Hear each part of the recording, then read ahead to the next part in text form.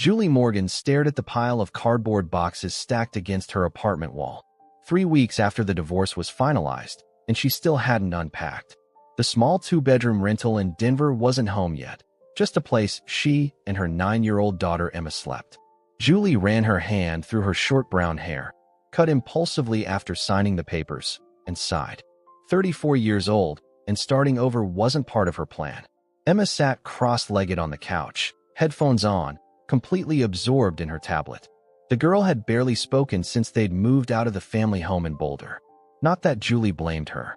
Kids don't understand why parents fall out of love, why dad gets angry all the time, or why mom cries in the bathroom with the shower running to mask the sound. Julie's phone vibrated with a text from her sister Maggie. "First day at the new job tomorrow. You've got this." She did have this, technically. The position as office manager at a dental practice paid less than her previous marketing job, but it offered regular hours and stability, something Emma needed desperately right now. Julie had spent 8 years building her career at a tech company while her husband Mark's law practice grew. Then came the late nights, the missed family dinners, and eventually, the arguments that Emma would hear no matter how quietly they tried to keep their voices down. Julie unpacked the coffee maker first. Small victories. "Em, want to help me put your books on the shelf?" Julie asked after setting up the kitchen essentials. Emma shrugged without looking up. Later, the silence between them had become its own presence, a third roommate neither of them knew how to address.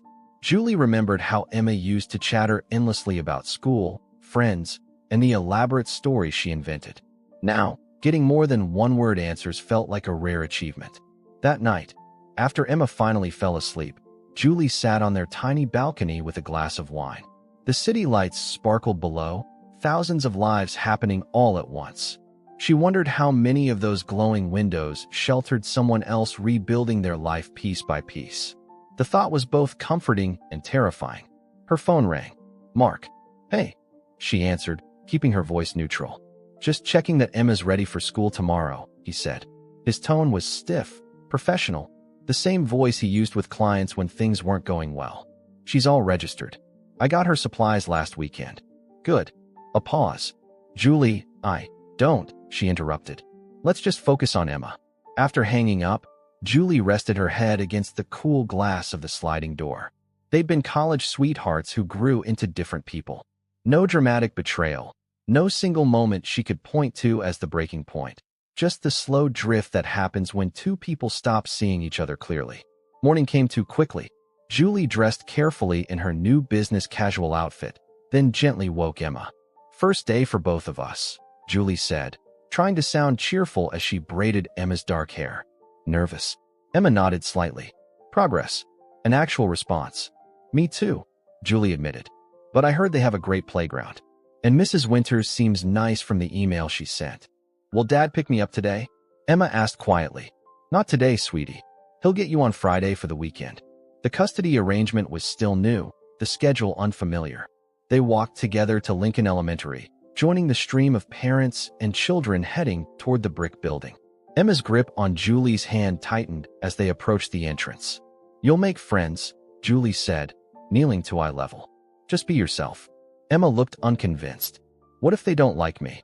"Then they're missing out on knowing the coolest girl in Denver," Julie said, straightening Emma's collar. "I'll be right here at 3:15. As Emma disappeared into the building, Julie felt the familiar ache in her chest. She checked her watch. 45 minutes until she needed to be at Denver Family Dental for her own first day. She walked slowly, rehearsing her introduction in her head. Julie Morgan, office manager. Divorced. Starting over. The last part she'd keep to herself. The dental practice was housed in a converted Victorian home, painted a soothing blue with white trim. Dr. Sarah Chun greeted her at the door with a warm smile. "Julie, right on time. Let me show you around before the morning rush." The office was smaller than Julie expected, but inviting. Dr. Chin introduced her to the 2 dental hygienists, the receptionist who was retiring next month, and the other dentist who worked Tuesdays and Thursdays. "We're like family here," Dr. Chin explained. "Most of our patients have been coming to us for years."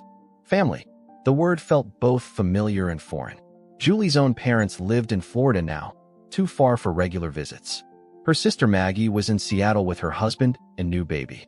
The family Julie had built with Mark had fractured, leaving her and Emma to find their way. By lunchtime, Julie had started to get a handle on the scheduling software and filing system. Her desk faced a window overlooking a small garden, and someone had placed a potted succulent beside her computer. "That's from all of us," the receptionist, Barbara, said when she noticed Julie looking at it. "Office tradition. New beginnings need something green." The simple kindness almost undid her. Julie blinked quickly and smiled. "Thank you. I'll try not to kill it." "They're hardy," Barbara assured her. "Survivors, those little plants." The day passed in a blur of insurance forms, patient calls, and training sessions. By the time Julie left to pick up Emma, she felt drained but accomplished. Small steps forward, one foot in front of the other. Emma was waiting with her teacher, her face lighting up when she spotted Julie. The small smile was the first real one Julie had seen in weeks. "How was it?" Julie asked as they walked home. "Okay," Emma said. Then, after a pause, "I sat with some girls at lunch. They like Harry Potter too." "That's great, Em. How was your new job?" Julie considered the question. "Different, but good different, I think." That night, they unpacked Emma's books together, arranging them on the shelf by color at Emma's insistence. It wasn't much, but it was a start. A tiny piece of home taking shape in the unfamiliar space. Later, after Emma was asleep, Julie finally unpacked her own books. Among them was the photo album from her wedding day. She hesitated, then placed it on the shelf alongside the others. Not to dwell on what was lost, but to acknowledge it had happened. The past was still part of their story, even as they began to write new chapters. She opened a box labeled Living Room and pulled out a framed photo of Emma as a toddler, laughing as Julie pushed her on a swing. Julie placed it on the end table where she would see it every morning. Tomorrow would be another day of rebuilding. But for tonight, this was enough. 3 months into their new life, Julie had established a routine. Mornings were a rush of breakfast, lunch packing, and last-minute homework checks. Evenings were quieter, dinner, Emma's bath, and reading together on the couch. The weekends Emma spent with Mark left Julie with an emptiness she filled with errands, occasional coffee with Barbara from work, and too much Netflix. October brought cooler weather and parent-teacher conferences. Julie sat nervously in the small chair outside Emma's classroom, watching other parents emerge with proud smiles. When her turn came, Mrs. Winters welcomed her with a warm handshake. "Emma's adjusting well," the teacher began, showing Julie a folder of her daughter's work. "She's bright, especially in reading and science. My only concern is her social interactions. She's made a few friends, but she keeps to herself during group activities." Julie nodded. "She's been through a lot of change. Of course, there's a school counselor who runs a small group for kids going through family transitions. I think Emma might benefit." Julie wrote down the information, promising to consider it. As she left the classroom, she collided with a man entering from the opposite direction. "Sorry," they said simultaneously. He was tall with dark-rimmed glasses and a kind face. Julie recognized him vaguely from morning drop-offs. "You're Emma's mom, right?" he asked. "I'm Nathan Barnes. My son Ethan talks about Emma all the time. They're reading buddies." Julie smiled, suddenly remembering Emma mentioning an Ethan who liked dinosaurs and had cool space sneakers. "Julie Morgan," she replied. "Emma hasn't mentioned being reading buddies with anyone. That's fifth-grade boys for you. Ethan only told me because Emma knew a word he didn't." Nathan laughed. "Apparently, that makes her kind of awesome in his book." The conversation might have ended there, but they ended up walking toward the parking lot together, discovering they'd both moved to Denver recently. Nathan from Chicago after accepting a position teaching history at the community college. "Single dad?" Julie asked, then immediately regretted the directness. "Widower, actually. 3 years now," Nathan answered without awkwardness. "You?" "Divorced. Recently." They reached Julie's car first. Nathan hesitated, then said, "There's a parent coffee thing next week for the 5th grade space science project. Maybe I'll see you there." "Maybe," Julie replied, surprised by the small flutter of anticipation the suggestion created. That weekend, when Mark came to pick up Emma, Julie noticed he looked tired. The anger she'd been nursing since the divorce softened slightly. "Everything okay?" she asked as Emma gathered her overnight bag. Mark shrugged. "Just work. Big case." He paused.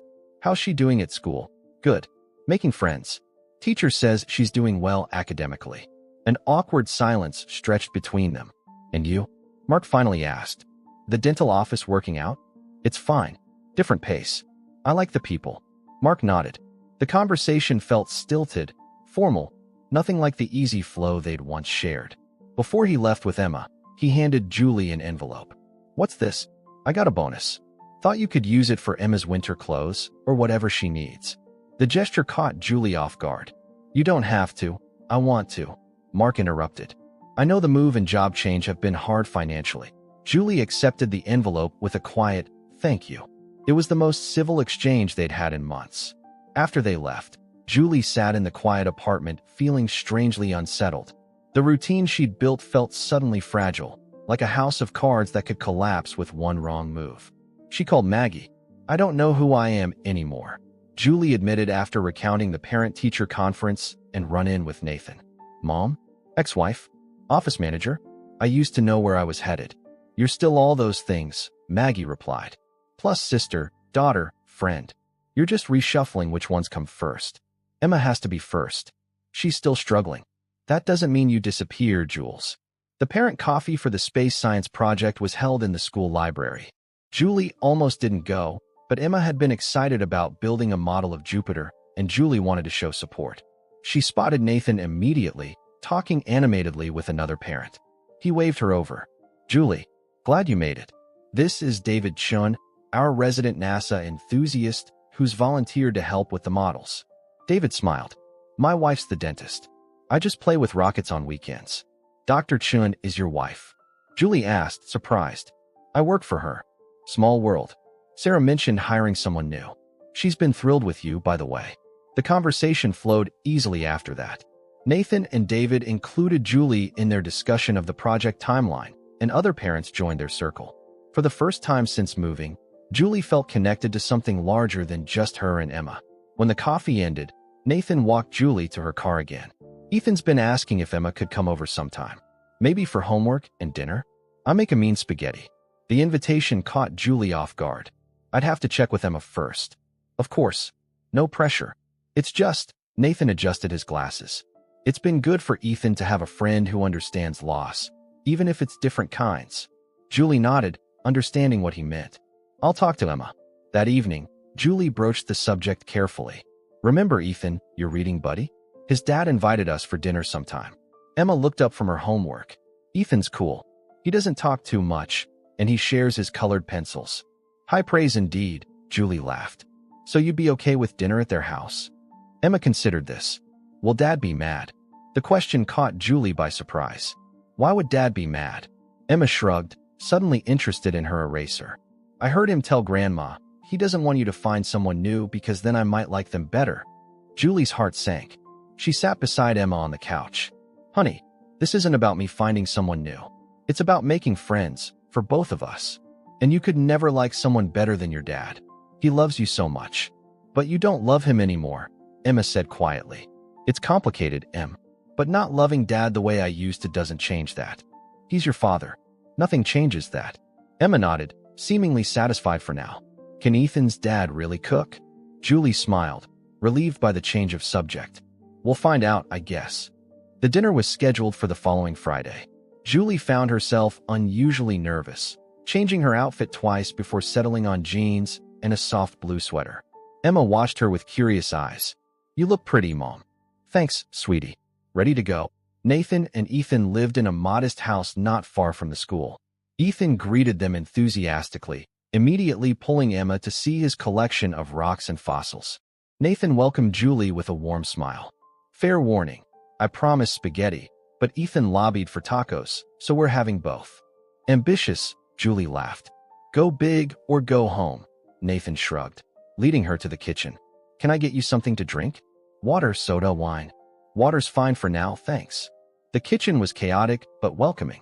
Julie automatically began to help, washing lettuce for the tacos while Nathan stirred the pasta sauce. They worked in comfortable tandem, like they'd done this before. "So how'd you end up in office management?" Nathan asked as they set the table. Julie explained her marketing background, the divorce, and need for stability. Nathan listened attentively, asking questions without prying. "What about you? Always been a history teacher?" "Actually, no. I was in publishing in Chicago, After Lisa, my wife, died, I needed a change. Teaching was something I'd always wanted to try, and Ethan needed a fresh start too. The conversation paused as the kids bounded into the kitchen, hungry and full of stories about Ethan's fossil collection. Dinner was a lively affair, with Ethan and Emma debating the merits of different dinosaurs and whether Jupiter or Saturn had the cooler rings. As they cleared the table later, Nathan said quietly, "This is the most animated I've seen Ethan in months." Julie nodded. Same with Emma. She hesitated, then added, "It's hard watching them hurt and not being able to fix it." The hardest, Nathan agreed. Lisa used to say that good company helps even when nothing else can. After the kids retreated to play a board game, Julie and Nathan sat on the porch with coffee. The evening air was cool, but not uncomfortable. "I wasn't looking to make friends when we moved here," Julie admitted. "I was just trying to keep Emma and myself afloat." "That's how it goes," Nathan replied. "You focus on survival until one day you realize you might be ready for more." He looked at her. "No pressure. I know you've got a lot on your plate." "We both do," Julie said. But for the first time in months, the weight of her responsibilities felt a little lighter, shared in the understanding of someone who'd walked a similar path. Winter settled over Denver, bringing snow that transformed the city into a wonderland Emma couldn't get enough of. She dragged Julie to the park after school whenever the weather permitted, her cheeks flushed with cold and excitement as she built snowmen and made snow angels. These moments of childish joy were precious to Julie, glimpses of the carefree girl Emma had been before the divorce. The dinner with Nathan and Ethan had evolved into a regular Friday tradition. On the weekends, Emma wasn't with Mark. Sometimes they gathered at Nathan's house, other times at Julie's apartment. The kids had developed a comfortable friendship, heads bent together over homework or video games while the adults prepared dinner and talked. Julie found herself looking forward to these evenings. Nathan was easy to be around, thoughtful and funny without trying too hard. He understood the complicated balancing act of single parenthood in a way her other friends couldn't, offering practical advice when Julie struggled with Emma's occasional meltdowns or her own guilt about the divorce. "You can't protect her from feeling sad," he told Julie one evening as they washed dishes. Emma had been particularly quiet that day, missing a father-daughter dance at school. "But you can show her it's okay to feel everything and still move forward." Julie appreciated his perspective, though she was careful to keep a certain emotional distance. Their friendship existed in a specific context, two single parents supporting each other through difficult transitions. She wasn't ready for anything more, and Nathan seemed to respect that boundary without discussion. Mark remained a complicated presence in their lives. The initial civility following the parent-teacher conference had evolved into a tentative co-parenting relationship. They exchanged texts about Emma's activities and needs without the bitterness that had characterized their early post-divorce interactions. Julie noticed Mark making more effort, attending Emma's science fair presentation, scheduling doctor appointments, remembering to buy the specific brand of shampoo Emma preferred. One Tuesday evening in December, Julie's phone rang while she was helping Emma with math homework. Mark's name flashed on the screen. "Everything okay?" Julie answered, immediately concerned by the unexpected call. "My mother's in the hospital," Mark said, his voice tight with worry. "Stroke. They don't know how bad yet. I'm flying to Phoenix tomorrow morning." "I'm so sorry," Julie said, genuinely meaning it. She had always liked her former mother-in-law, a kind woman who had welcomed Julie into the family without reservation. "What can I do? I know it's not my weekend, but could Emma stay with you? I don't want to bring her to a hospital, and I don't know how long I'll be there." "Of course she'll stay with me. Do you want me to tell her, or will you?" Mark sighed. "I should tell her. Can you put her on?" Julie handed the phone to Emma, watching her daughter's face shift from confusion to concern. Emma nodded several times, then said, "I love you too, Dad. Tell Grandma I hope she feels better." After the call, Emma was subdued. Julie sat beside her on the couch. "Grandma's going to get the best care, Em, and Dad will call with updates." Emma nodded, leaning against Julie's side. "Can we make her a card?" "That's a great idea. We'll make it extra special." The next day, Julie called Dr. Chun to explain the situation, asking if she could adjust her schedule to pick Emma up from school. "Take whatever time you need," Dr. Chin said without hesitation. "Family comes first around here. You know that." Later that afternoon, Nathan texted, "Ethan mentioned Emma's grandmother is sick. Anything we can do?" Julie hadn't realized how much she appreciated having someone to share her concerns with until she found herself calling Nathan that evening after Emma was asleep. Mark's mother had a stroke, she explained. She's stable but will need extensive rehab. Mark's pretty shaken up. That's rough, Nathan said. How's Emma handling it? Better than I expected. She made a card and has been asking if she can video chat with her grandmother when she's feeling better. Julie paused. Is it weird that I'm worried about Mark too? Not weird at all. He's Emma's dad, and you shared a life with him. Compassion isn't a limited resource. The conversation shifted to lighter topics. A book Nathan was teaching, a difficult patient Julie had managed to calm down. It was nearly midnight when they finally hung up, and Julie realized it was the longest personal conversation she'd had in months. Mark ended up staying in Phoenix for 2 weeks. He called Emma every evening, and Julie made sure they had privacy for their conversations. When he finally returned, he asked if he could take Emma for dinner on one of Julie's nights to make up for the missed weekend. Actually, Julie said, why don't you come here for dinner? Emma made chicken piccata in her cooking class and wants to show off. Mark looked surprised by the invitation. You sure? It's just dinner, Mark. For Emma. The meal was awkward at first, with Emma carrying most of the conversation. But as the evening progressed, the tension eased. Mark talked about his mother's progress, and Julie shared stories from Emma's school adventures. After Emma went to bed, Mark helped Julie clear the table. Your place looks nice, he said. Feels like a home now. It's getting there, Julie agreed. How are you holding up with your mom? Mark ran a hand through his hair, a gesture so familiar it gave Julie a strange pang of nostalgia. It's been tough. Made me think about a lot of things. He looked at Julie directly. I'm sorry I wasn't more present those last couple years. With you or Emma. The apology caught Julie off guard. We both made mistakes. Yeah, but I was so caught up in making partner that I forgot what really mattered. He placed the last dish in the sink. Anyway, thanks for tonight. And for taking such good care of our daughter. After he left, Julie sat on the balcony, processing the interaction. The anger she'd been holding onto had diminished over time, replaced by a complicated mixture of sadness for what they'd lost and acceptance that it couldn't be recovered. They weren't the same people who had fallen in love in college, but maybe they could be better parents apart than they had been together. The next day, Dr. Chin noticed Julie's distracted mood. Everything okay with Emma's grandmother? She's improving, Julie said. Just processing some stuff with my ex-husband.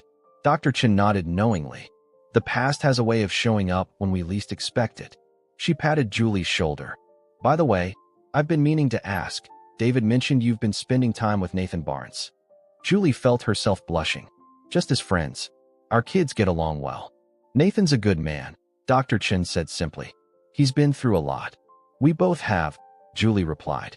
The holidays approached rapidly. Emma would spend Christmas Eve with Julie and Christmas Day with Mark. Julie found herself actually looking forward to the break, planning cookie baking and movie marathons with Emma. Nathan invited them to a holiday concert at the community college the weekend before Christmas. Emma was initially reluctant. Classical music is boring, Mom. But the promise of hot chocolate with Ethan afterward convinced her. The auditorium was decorated with twinkling lights and greenery. Emma sat between Julie and Ethan, surprisingly engaged as the orchestra played familiar holiday tunes. Julie glanced at Nathan beside her, his profile illuminated by the soft stage lights. He caught her looking and smiled, a warm, genuine expression that made something shift inside her. Later, as they walked to a nearby cafe for the promised hot chocolate, Nathan's hand brushed against hers. Without overthinking it, Julie interlaced her fingers with his. He squeezed gently, and they continued walking, neither commenting on this small but significant change. Over hot chocolate topped with excessive whipped cream, Emma announced, "We should all go ice skating tomorrow. Dad's taking me next weekend, but I want to practice first." Julie raised an eyebrow. "Since when do you ice skate?" "Ethan says it's fun." Emma shrugged. "And there's a rink downtown with lights and music." Julie and Nathan exchanged amused glances. "Sounds like we have plans tomorrow," Nathan said. The ice skating expedition was both disastrous and hilarious. Emma and Ethan clung to the railing, inching their way around the rink with determination, if not grace. Julie, who hadn't skated since college, managed to stay upright, but moved with extreme caution. Nathan turned out to be surprisingly skilled, gliding backward to offer assistance to the others. You didn't mention you were an Olympic-level skater, Julie accused him, laughing as he helped her regain her balance after a wobbly turn. Hockey in high school, he admitted, his hands steady on her waist. Some things you don't forget. By the end of the afternoon, everyone was exhausted, cold, and happier than they'd been in weeks. They stopped for burgers on the way home, the kids excitedly recounting their near falls and minor triumphs. As they said goodbye outside the restaurant, Ethan gave Emma a high five while Nathan pulled Julie into a brief hug. This was a good day, he murmured near her ear. It was, she agreed, allowing herself to lean into his embrace for a moment. That night, as Julie tucked Emma into bed, her daughter asked, "Do you like Mr. Barnes, Mom? Really like him?" Julie considered deflecting but opted for honesty. "I do like him. He's become a good friend." "Ethan thinks you're going to get married," Emma said matter-of-factly. Julie nearly choked. "What? No, honey, we're just friends." Emma shrugged. "That's what I told him. I said adults take forever to figure out obvious stuff." Julie laughed despite herself. "Is that right? And what's so obvious to you, Miss Morgan?" "That you smile more when he's around," Emma said simply. "And he looks at you like Dad used to look at you in the old pictures." Julie smoothed Emma's hair, buying time to compose herself. "Life is complicated, Em. But I promise that whatever happens, you come first. Always." Emma nodded sleepily. "I know, Mom. But maybe there's room for more people too." As Emma drifted off to sleep, Julie sat on the edge of the bed, contemplating her daughter's words. The past year had been about survival, about building a secure foundation for Emma after their world had been upended. But maybe Emma was right. Maybe there was room for more, not to replace what they'd lost, but to add to what they were building. The thought was both terrifying and exhilarating. Julie wasn't ready to define whatever was developing between her and Nathan. But for the first time since the divorce, she found herself looking toward the future with something that felt remarkably like hope. January arrived with a fresh blanket of snow and the quiet that follows holiday chaos. Emma had returned from her Christmas with Mark full of stories about presents and grandparents, seemingly more settled than she'd been in months. Julie found herself grateful for the time alone with Mark's family. A continuation of Emma's relationship with them was important, regardless of the divorce. Julie and Nathan had exchanged simple gifts before Christmas, a book he'd mentioned wanting and a handmade scarf she'd found at a local market for him, a beautiful leather journal and set of pens for her. They'd shared a quick, almost hesitant kiss when Emma wasn't looking, neither pushing for definitions or declarations. The newness of their connection felt too fragile for labels. When school resumed, so did their Friday dinners, though something had shifted subtly. Their conversations extended later into the evening after the kids went to bed, ranging from childhood memories to professional ambitions to favorite movies.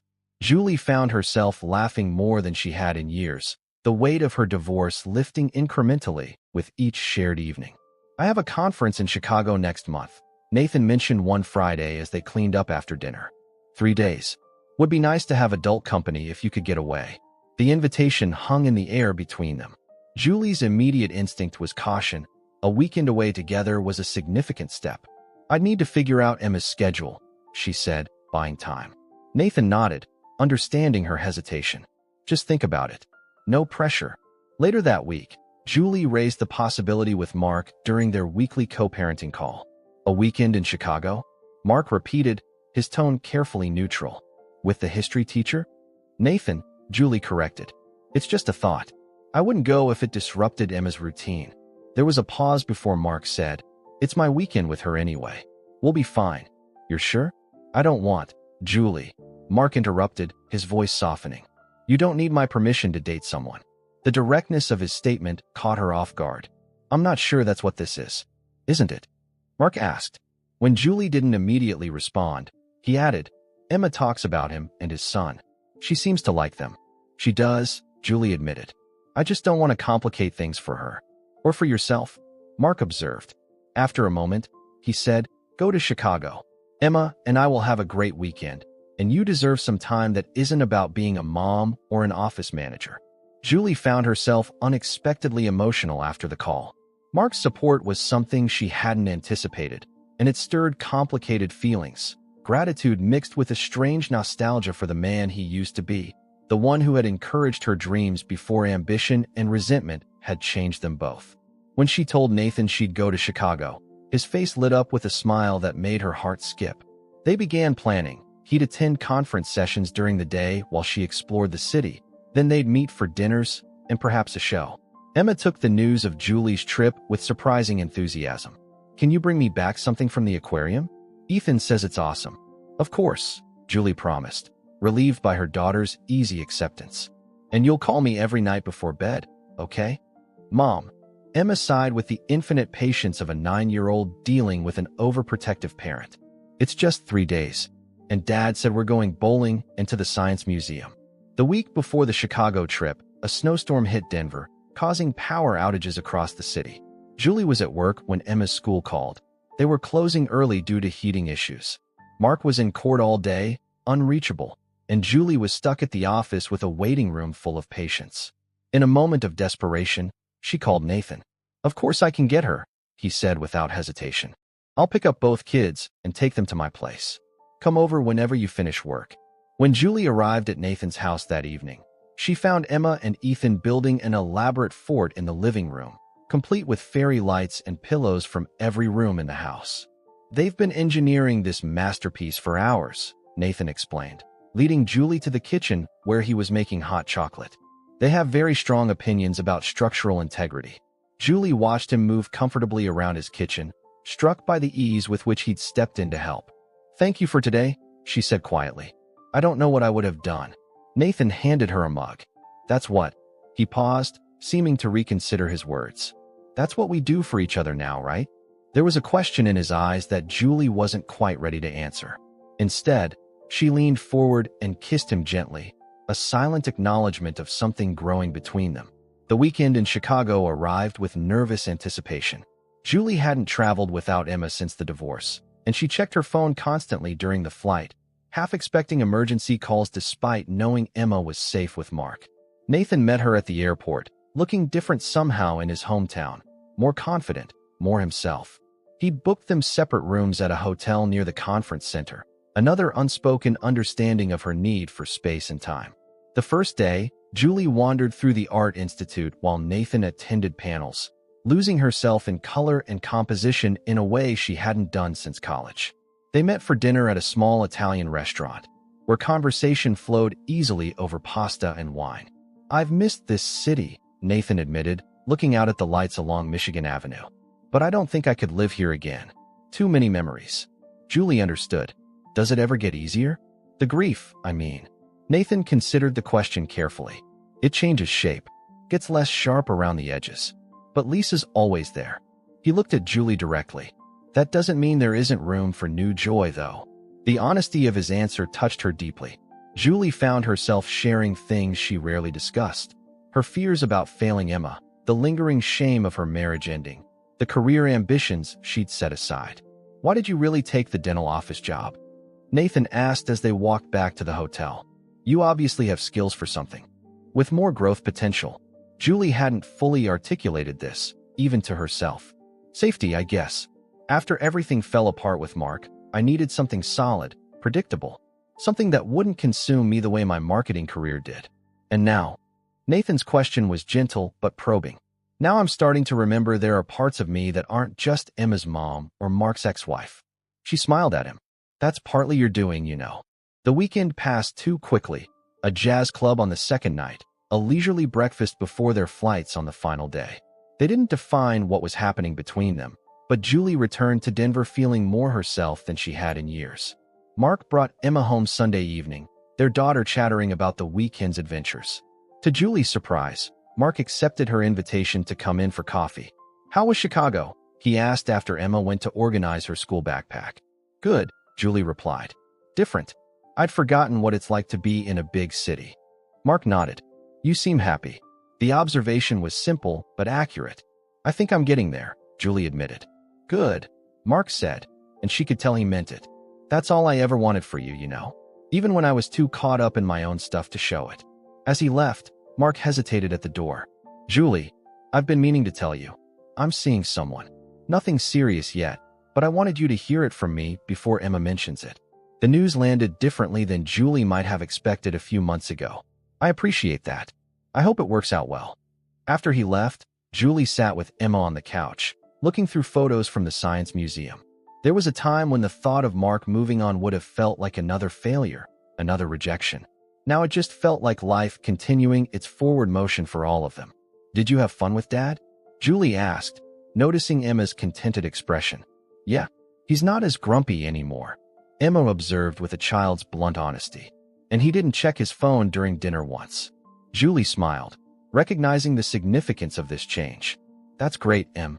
Did you have fun with Mr. Barnes?" Emma asked, a hint of mischief in her voice. Julie tickled her lightly. "Yes, I did. Chicago has amazing museums and music." "That's not what I meant," Emma giggled. "Ethan says his dad was super nervous before the trip.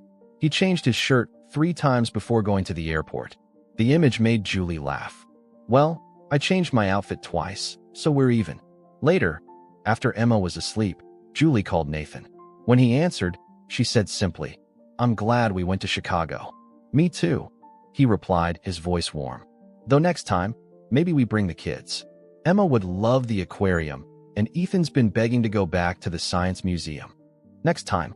The words held promise and possibility, a future taking shape one small step at a time. Spring arrived in Denver with its characteristic unpredictability, warm, sunny days followed by sudden snowstorms that melted by afternoon. Julie had come to appreciate the city's rhythm, so different from the steady climate she'd known growing up in California. Like her life now, it required flexibility and a certain comfort with uncertainty. 6 months into their relationship, Julie could call it that now without anxiety. She and Nathan had settled into a comfortable pattern. They saw each other 2 or 3 times a week, usually with the kids, occasionally alone when Mark had Emma for the weekend. They hadn't discussed moving in together or marriage, both content to let things develop at their own pace. Emma had adapted to the new dynamics with resilience that sometimes surprised Julie.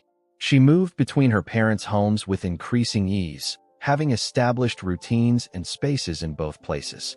At Mark's new condo, she had her own room decorated with space posters and string lights.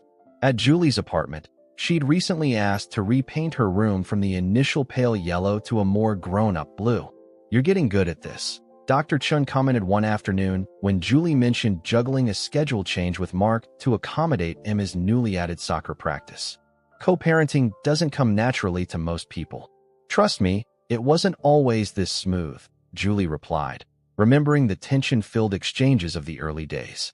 "We just got tired of being angry all the time. It took too much energy." Dr. Chen nodded. "My parents divorced when I was 12. They never figured out how to be civil. Made every holiday a negotiation." Julie had never heard Dr. Chen talk about her childhood before. "That must have been hard." "It was. That's why I appreciate seeing parents like you and Mark putting in the work."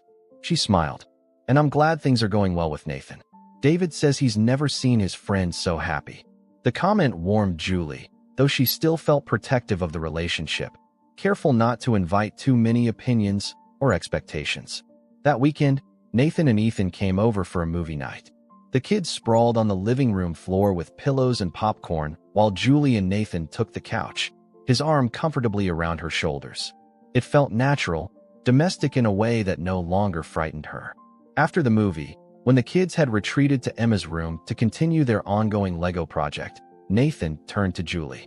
"I've been thinking about the summer," he said. "My parents have a lake house in Minnesota. Nothing fancy, but it's peaceful. Maybe we could all go for a week in July." The invitation represented another step forward, a family vacation, even if they were still technically 2 separate families.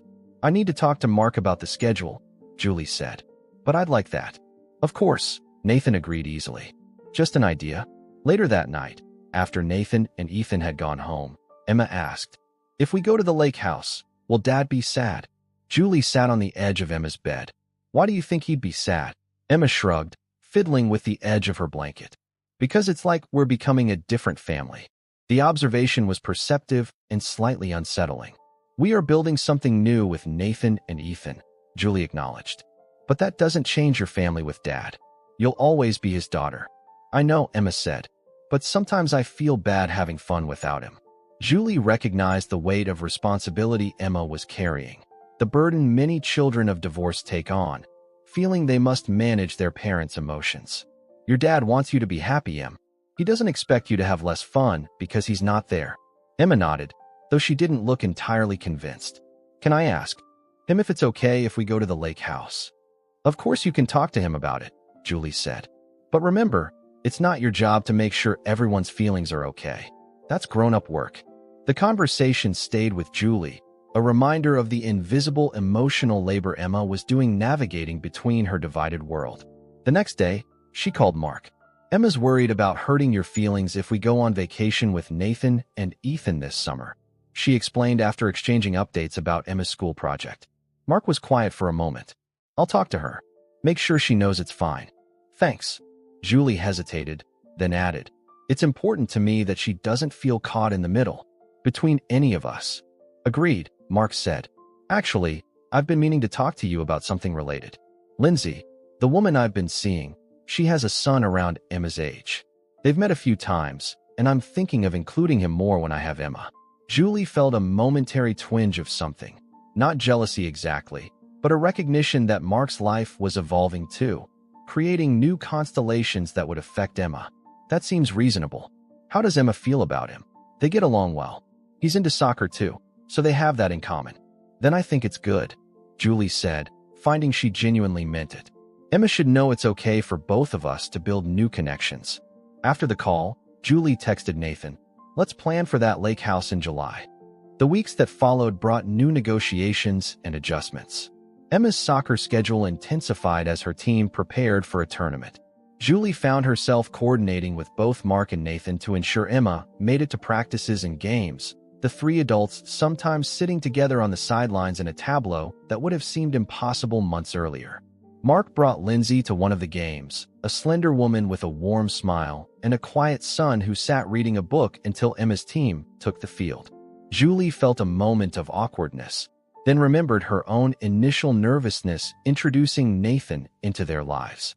She made a point of sitting with Lindsay for part of the game, asking about her work as a librarian, noticing the gentle way she interacted with both children. This is weird, right? Lindsay said with a small laugh. The ex-wife and the girlfriend making small talk at a kid's soccer game? Julie smiled. Weird but good, I think. Better than the alternative. As spring progressed toward summer, Julie found herself increasingly busy juggling work, Emma's activities, and her relationship with Nathan. Some days the balancing act felt nearly impossible, like when Emma needed a costume for the school play the same day Julie had to prepare the quarterly tax filings for the dental practice and Nathan was stuck at a faculty meeting. I don't know how you did this alone for so long, she admitted to Nathan one evening after a particularly chaotic day. Not very well, he said with characteristic honesty. Those first 2 years after Lisa died, I was barely keeping us afloat. Ethan ate a lot of cereal for dinner. I fed Emma chicken nuggets 3 times in 1 week last month, Julie confessed. The fancy organic ones, but still. Nathan laughed. The myth of the perfect parent dies hard. The lake house vacation was set for the second week of July. Mark arranged to take Emma for an extended weekend before and after, ensuring he didn't miss too much time with her. Julie was touched by his flexibility, recognizing the effort it represented. A week before the trip, Emma came home from Mark's with news. Dad and Lindsay are taking me and Tyler to Disneyland in August, she announced, eyes bright with excitement. Is that okay? Of course it's okay, Julie assured her. That sounds like an amazing trip. Emma studied her face carefully. You're not sad. Why would I be sad about you having fun with your dad? Julie asked gently. Because you and Dad used to do trips together. Now it's separate. Julie sat with Emma on the couch, pulling her close. Honey, I'm happy that you get to have special times with both of us, even if it's different now. That's how it should be. Emma seemed to accept this, but later that night she crawled into Julie's bed, something she hadn't done in months. Can I sleep here tonight? Bad dream. Julie asked, making room. Emma shook her head. Just wanted to be close. Julie stroked her daughter's hair, recognizing the need for security amid change. We're doing okay, aren't we, Em? Yeah, Emma murmured, already drifting towards sleep. Different okay, but still okay. The phrase struck Julie as profoundly wise. Different okay. Not what they had planned or expected, but something valuable nonetheless. The lake house was exactly as Nathan had described. Nothing fancy, but peaceful and charming with its screened porch and dock extending into clear blue water. The kids claimed the small bunk room immediately, while Julie and Nathan took separate bedrooms in an unspoken agreement about appropriate boundaries. The days fell into a pleasant rhythm. Morning swims followed by hikes or trips to the small town nearby. Afternoons reading on the dock or fishing with Nathan's father, who lived an hour away and visited twice during their stay. Evenings were for board games and esmores around the fire pit, the kids inventing increasingly elaborate marshmallow toasting techniques. On their third night, after the kids had finally gone to sleep, Julie and Nathan sat on the dock watching moonlight ripple across the lake. "My grandparents built this place in the 50s, Nathan said. "I spent every summer here until college. After Lisa died, I couldn't bring myself to come back for 2 years. Too many memories of the three of us." Julie leaned against his shoulder. "And now it feels right again." He turned to look at her. "Being here with you and Emma, seeing Ethan happy. It's like the place is waking up." Julie understood what he meant. There was something healing about creating new memories and spaces that held old pain. "Thank you for sharing it with us." "I've been thinking," Nathan said after a moment. "My lease is up in September." The statement hung between them, its implications clear. Julie felt a flutter of nervousness. "That's only 2 months away." "I know." Nathan took her hand. "I'm not suggesting anything specific. Just thought we should start talking about what's next." Julie nodded, appreciating his directness. "I want to be careful for Emma and Ethan. They've both been through so much change." "Agreed." Nathan squeezed her hand. "Whatever we decide, the kids come first." "But Julie." He paused, looking at her with an openness that still sometimes took her breath away. "I love you. I want to build something real with you. No rush, but that's where I'm standing." It was the first time he'd said the words, though she'd felt them in his actions for months. "I love you too," she replied, the admission both terrifying and freeing. "I just need a little time to figure out what that looks like for all of us." Nathan nodded. "We have time." Later that night, Julie texted Mark. "Emma's having a great time at the lake. She misses you, though. Called twice today to tell you about the fish she caught." His response came quickly. "Tell her I'm proud of her. And Julie, I'm glad she has this." All of it. The simple message carried the weight of acceptance and something like friendship. Julie realized they were creating something that hadn't existed in their parenting books or divorce agreements. A family expanded rather than divided, with room for new connections without erasing the original bonds. Different, okay, as Emma had so perfectly described it. Not what any of them had planned, but perhaps something better than they could have imagined. August brought a heat wave that left Denver wilting. The dental office was busier than usual with emergency appointments, cracked teeth from summer sports, infections that couldn't wait, and children cramming in checkups before school resumed. Julie found herself working overtime, grateful for the air conditioning, but missing the lazy lake house mornings of their vacation. Emma returned from Disneyland with Mark and Lindsay suntanned and full of stories, a new Mickey Mouse sweatshirt her prized possession despite the heat. Julie listened attentively as Emma described every ride, meal, and character encounter, noting how easily she referred to Tyler's mom when talking about Lindsay. There was an ease to Emma's stories that Julie hadn't anticipated. No undercurrent of divided loyalty, just a child excited about her experiences. "Lindsay helped me pick this out for you," Emma said, presenting Julie with a delicate silver bracelet with a small blue stone. "She said you'd like the color." The thoughtfulness of the gesture touched Julie. "It's beautiful, Em. Please thank her for me." Emma nodded. "She's nice, Mom. Not like Gloria from Dad's office who wore too much perfume." Julie stifled a laugh, remembering Mark's brief relationship with his colleague the previous year. "I'm glad you like her. Dad smiles more now," Emma observed. "Like you do with Nathan." The simple comparison contained a depth of perception that sometimes startled Julie coming from her 9-year-old. "That's a good thing, isn't it?" "Yeah," Emma agreed. "Everyone was so mad and sad after you and Dad split up. This is better." As August progressed, Julie and Nathan began tentative conversations about their future. His lease ending in September created a natural decision point, though neither felt rushed toward cohabitation.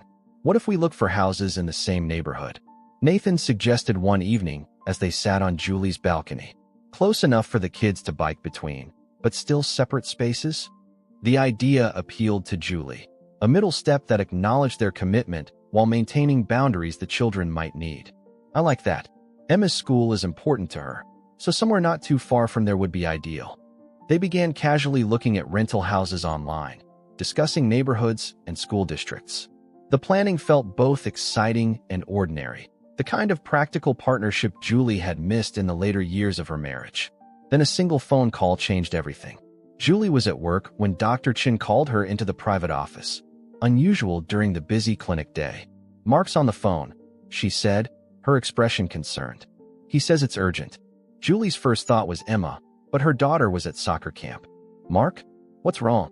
"My mother had another stroke," he said, his voice tight. "It's bad, Julie. They don't think she'll recover this time." "I'm so sorry," Julie said, genuinely distressed. Emma's grandmother had always been kind to Julie, even after the divorce. "What can I do? I need to fly to Phoenix tonight. Can you pick up Emma from camp? I know it's not your week, but, of course," Julie interrupted. "Don't worry about that. Emma and I will be fine. Just focus on your mom." There was a pause before Mark said, "Would you bring her to Phoenix? She should get to say goodbye." The request caught Julie off guard. Traveling with Emma to support Mark meant stepping back into a more intertwined family role than they'd established post-divorce. "Of course, if that's what you think is best. When should we come?" "Tomorrow, if possible. I'll text you the hospital information." Julie left work early to pick up Emma from camp. She'd already called Nathan to explain the situation, and he'd immediately offered to help however needed. We need to talk about something serious," Julie said as they drove home. She explained about Grandma Morgan's stroke, keeping her voice calm despite the grief already forming in her chest. Emma's face crumpled. "Is she going to die?" Julie didn't sugarcoat it. "The doctors think she might, honey. Dad wants us to fly to Phoenix tomorrow so you can see her." "Both of us?" Emma asked, looking confused. "Yes. I'll be there to support you and Dad during a really hard time." Emma was quiet for a moment. "Will Lindsay be there too?" "I don't know," Julie admitted. "But what matters is being there for Grandma and Dad, okay?" That evening, Julie booked flights and packed while Emma sat subdued on her bed, looking through a photo album from last Christmas at her grandmother's house. Nathan came over to help, bringing dinner and offering to drive them to the airport in the morning. "Are you sure about this?" he asked quietly while Emma was in the bathroom. "Going to support your ex-husband through his mother's death is above and beyond." Julie considered the question. "It's not just for Mark. It's for Emma, and for his mom who was always good to me." She paused. "Family doesn't stop being family just because the marriage ended." Nathan nodded, pulling her into a hug. "That's one of the reasons I love you." The flight to Phoenix was turbulent, matching Julie's unsettled emotions. Emma sat silently beside her, clutching the photo album in her lap. Julie had texted Mark their arrival time, unsure who would meet them at the airport. Mark was waiting alone at baggage claim, looking exhausted and older somehow. When Emma spotted him, she ran straight into his arms. Julie watched as he held their daughter tightly, his eyes closed against obvious tears. "Thank you for coming," he said to Julie over Emma's head. "Both of you." The hospital was a maze of sterile corridors and hushed voices. Mark's father met them in the waiting room, embracing Emma and nodding gratefully to Julie. She was surprised to see Lindsay there as well, sitting quietly with a cup of coffee. "Tyler's with my sister," Lindsay explained when she saw Julie looking around. "I thought it would be better." Julie appreciated the consideration. "How is she?" she asked Mark. "Unresponsive since this morning," he said. "They don't expect her to regain consciousness." Emma held tight to both their hands as they entered the hospital room. The woman in the bed bore little resemblance to the vibrant grandmother Emma knew. Tubes and monitors had transformed her into something fragile and mechanical. "Can I talk to her?" Emma whispered. "Of course," Mark said. "She might be able to hear you even if she can't respond."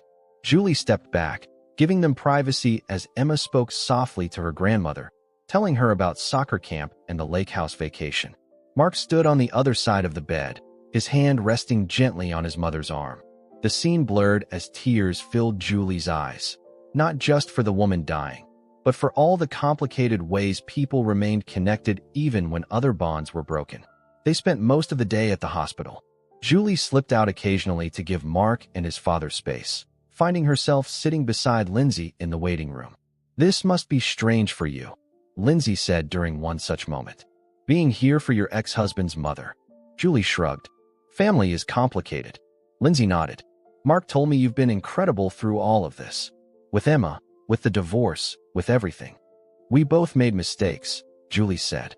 But we're figuring out how to do better now.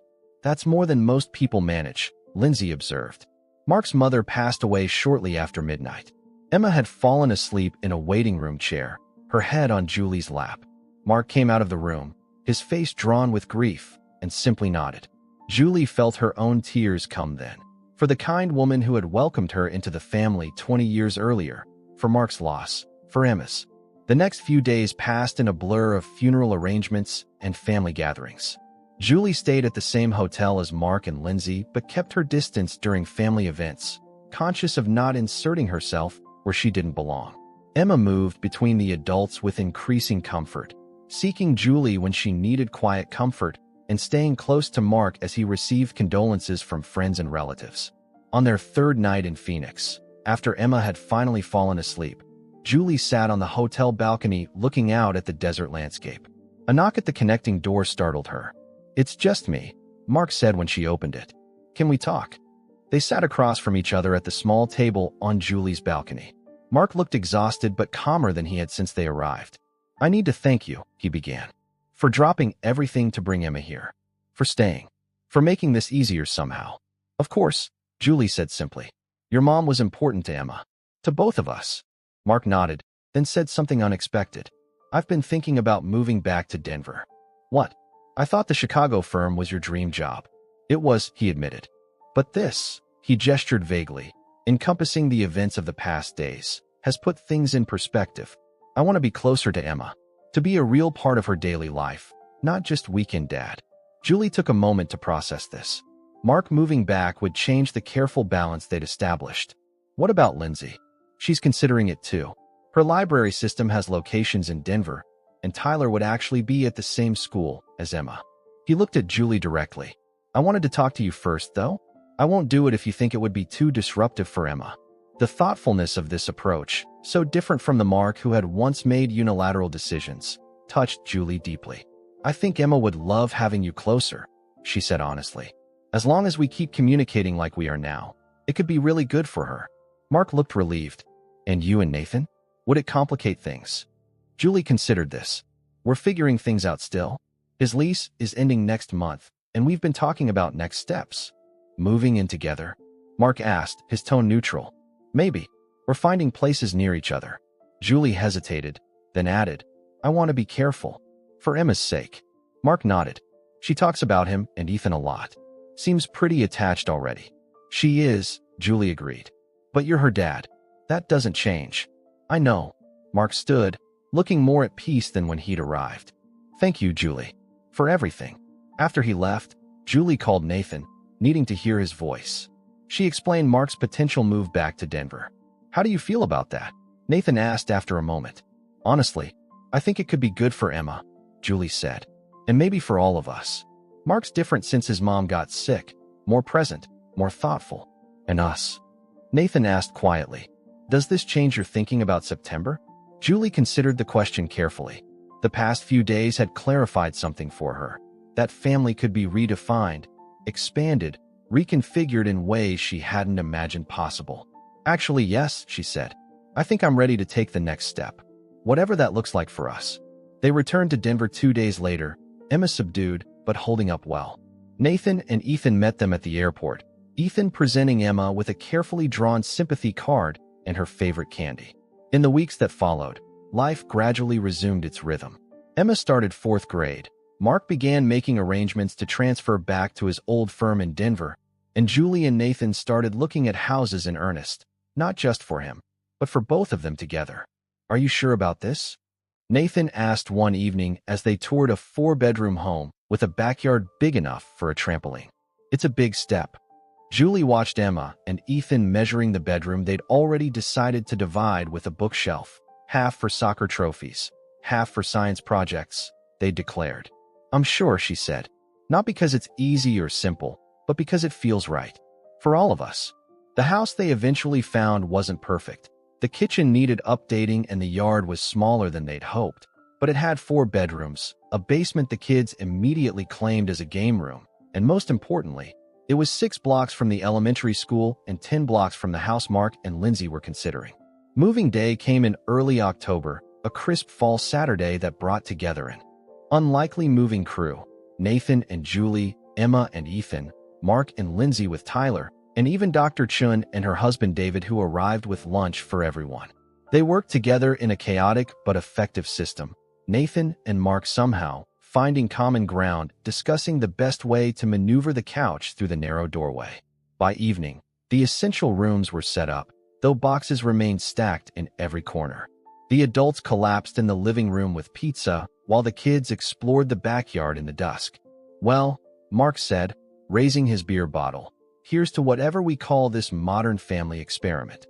"To family," Julie agreed, catching Nathan's eye across the room, "in all its complicated forms." Later, after everyone had gone and the kids were asleep in their new rooms, Emma's walls already plastered with soccer posters, Ethan's bed surrounded by boxes of books and rock specimens, Julie and Nathan stood in their new kitchen. "Second thoughts?"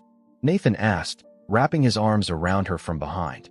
Julie leaned into his embrace, watching the moonlight create patterns on their unfamiliar floor. "No," she said truthfully. "Just thinking about how differently things turned out than I expected." "Disappointed?" he asked. "The opposite," Julie said, turning to face him. "A year ago I thought I was starting over from scratch. I didn't realize I was actually building something bigger." Through the window, she could see the outline of the maple tree in their new backyard, its leaves beginning to turn. Like everything in their carefully constructed new life, it was simultaneously fragile and resilient, vulnerable to storms but deeply rooted, reaching toward whatever came next.